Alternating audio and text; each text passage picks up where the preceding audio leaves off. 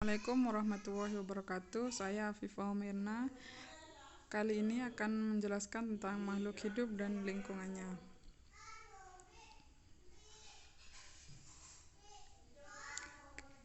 Ekosistem darat. Tujuan percobaan membandingkan komponen-komponen yang terdapat pada ekosistem darat alami dan buatan. Dasar teori: semua organisme yang hidup di alam harus berinteraksi baik dengan lingkungannya alam. Organisme hidup dalam sebuah sistem yang ditopang oleh berbagai komponen yang saling berhubungan dan saling berpengaruh baik secara langsung maupun tidak langsung. Ekosistem merupakan hubungan timbal balik antara komponen biotik dan komponen abiotik. Komponen biotik terdiri dari makhluk hidup yang hidup di ekosistem tersebut, sedangkan komponen abiotik meliputi udara, air, dan tanah. Ekosistem juga dibagi menjadi dua, yaitu ekosistem alami dan buatan. Alat dan bahan: seperangkat alat tulis, kaca pembesar, barometer, lingkungan sekitar. Cara kerja: 1. Menentukan ekosistem darat buatan di sekitar tempat tinggal. 2. Setelah menemukan tempatnya, kemudian mengamati komponen abiotiknya, meliputi suhu, udara, pencahayaan, angin, jenis warna tanah.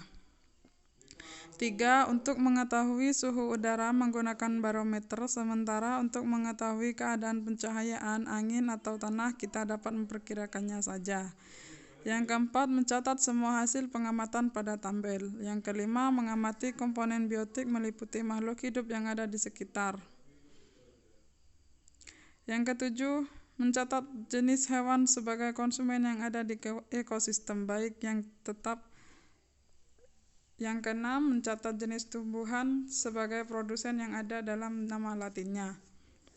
Yang ketujuh, mencatat jenis hewan sebagai konsumen yang ada di ekosistem.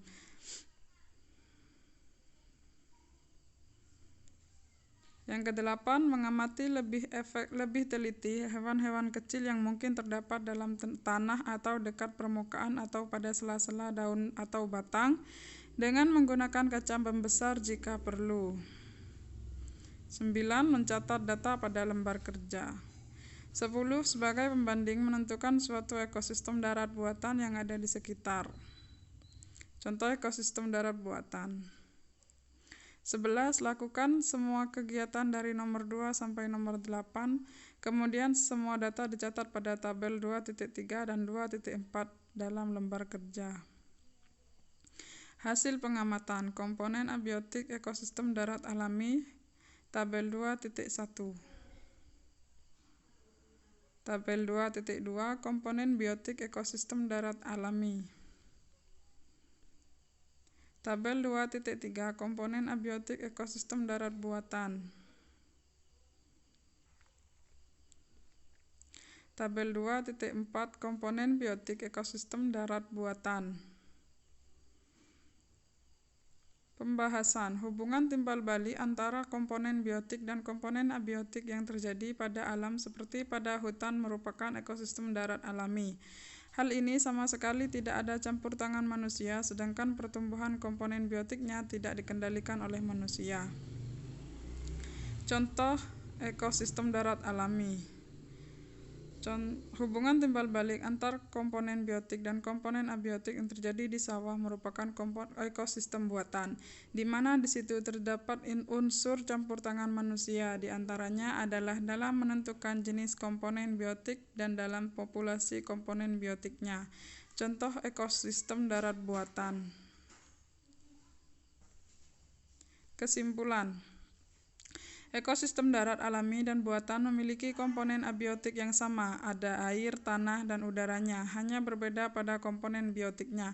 Ekosistem darat alami tidak dikendalikan jumlah populasinya, atau biasa dikatakan penyusun ekosistemnya. Ekosistem darat alami lebih lengkap dibandingkan ekosistem darat buatan. Jawaban pertanyaan, komponen biotik pada ekosistem darat alami lebih banyak dibandingkan dengan ekosistem darat buatan.